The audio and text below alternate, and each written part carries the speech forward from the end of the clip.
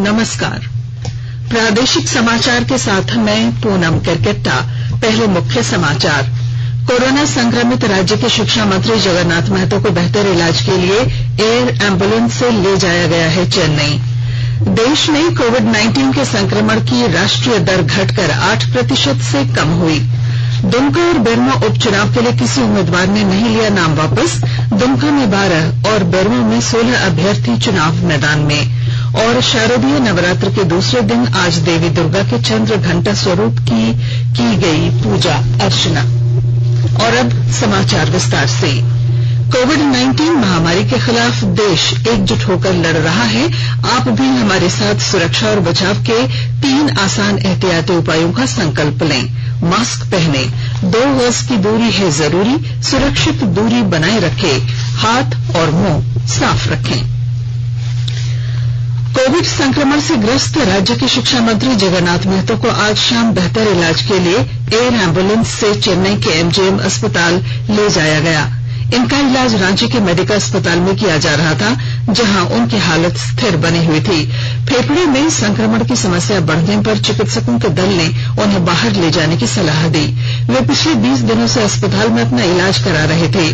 मुख्यमंत्री हेमंत सोरेन, कृषि मंत्री बादल और सांसद चंद्र प्रकाश चौधरी ने भी अस्पताल जाकर चिकित्सकों से उनके स्वास्थ्य की जानकारी ली। देश में कोविड-19 के संक्रमण की राष्ट्रीय दर घटकर 8% से कम हो गई है। यह क्रम पिछले 4 दिनों से जारी है। इस समय संक्रमण की दर 7.94% है और यह निरंतर घट रही है। स्वास्थ्य मंत्रालय ने कहा है कि देशव्यापी सघन उच्च स्तरीय जांच के बाद संक्रमण की दर में कमी आई है। अब तक कुल 9,50,000 अधिक जांच की गई।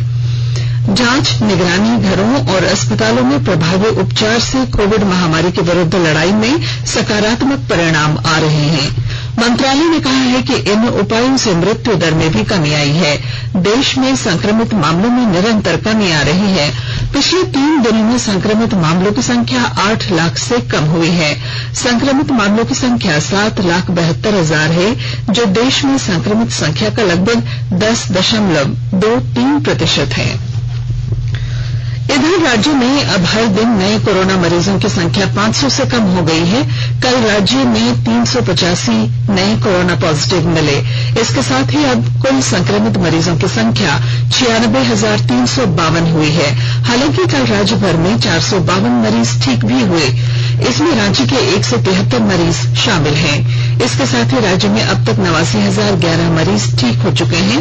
राज्य में रिकवरी रेट अब 92.38 पर पहुंच गई है। सक्रिय मरीजों की संख्या अब 6,502 रह गई है।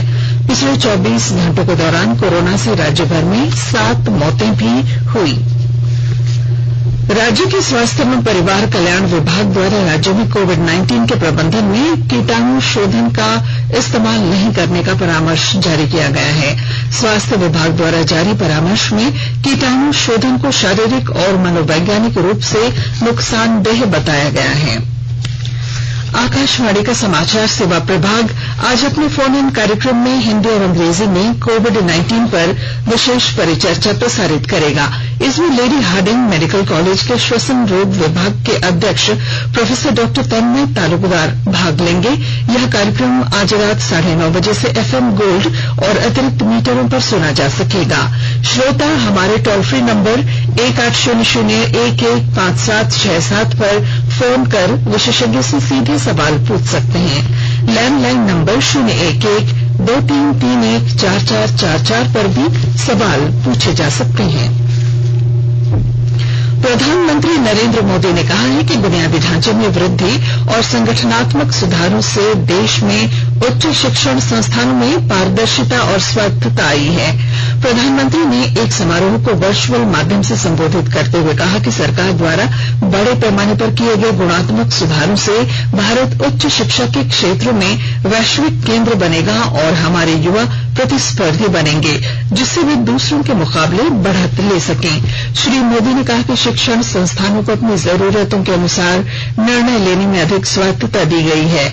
इससे मेडिकल शिक्षा में अधिक पारदर्शिता आई है और इसी सिलसिले में राष्ट्रीय चिकित्सा आयोग गठित करने का निर्णय लिया गया है। केंद्रीय कृषि मंत्री नरेंद्र सिंह तोमर ने आज आयुष्मान सहकार योजना की शुरुआत की। यह योजना देश में स्वास्थ्य क्षेत्र की बुनियादी सुविधाओं में सहयोग करने के लिए सहकारी समितियों की अनूठी पहल होगी। आयुष्मान सहकार योजना राष्ट्रीय सहकारी विकास निगम एनसीडीसी ने बनाई है। श्री तोमर ने कहा कि आने वाले दिनों में एनसीडीसी सक्रिय सहकारी समितियों को 10,000 करोड़ रुपए तक का ऋण दे सकती है। उन्होंने कहा कि वैश्विक महामारी के मद्देनजर अधिक से अधिक सुविधाएं बढ़ाने पर जोर दिया गया है। आकाशवाणी के ताजा तरीन समाचारों के लिए आप हमारी वेबसाइट newsonair.com पर लॉग ऑन कर सकते हैं। ताजा समाचार Twitter handle @AIR News Alerts और Facebook page all India radio news पर भी उपलब्ध है। आप प्रादेशिक समाचार एकांश के ट्विटर हैंडल @AIR News_Ranchi और Facebook page AIR News Ranchi के अलावा YouTube channel regional news unit Ranchi पर भी हमारे बुलेटिन सुन सकते हैं। प्रादेशिक समाचार आप आकाशवाणी रांची से सुन रहे हैं और अब पेश है कोरोना से बचाव के कुछ संदेश।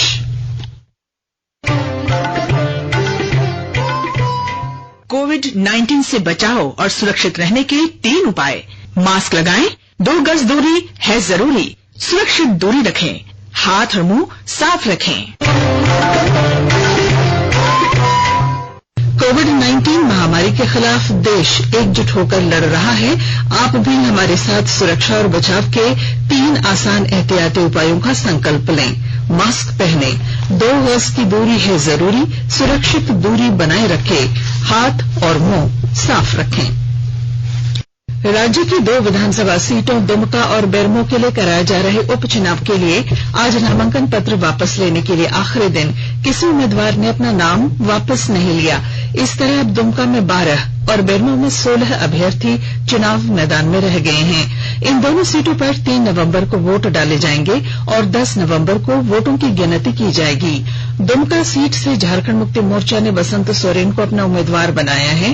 वहीं प्रमुख विपक्षी दल भाजपा ने लुइस मरांडी को मैदान में उतारा है। उधर दुलार मरांडी को अम्बेडकराइट पार्टी ऑफ इंडिया और सूर्य सिंह बेसरा को झारखंड पीपुल्स पार्टी ने अपना उम्मीदवार बनाया है। इस सीट से 8 निर्दलीय उम्मीदवार चुनाव मैदान में अपना राजनीतिक भविष्य आजमा रहे हैं। उधर बेरमो विधानसभा क्षेत्र में नाम वापसी के बाद 16 उम्मीदवार हैं। कांग्रेस पार्टी ने यहां कुमार जयमंगल को अपना उम्मीदवार बनाया है। भाजपा ने योगेश्वर महतो को मैदान में उतारा है तो कम्युनिस्ट पार्टी ऑफ इंडिया ने बैद्यनाथ महतो को उम्मीदवार बनाया है।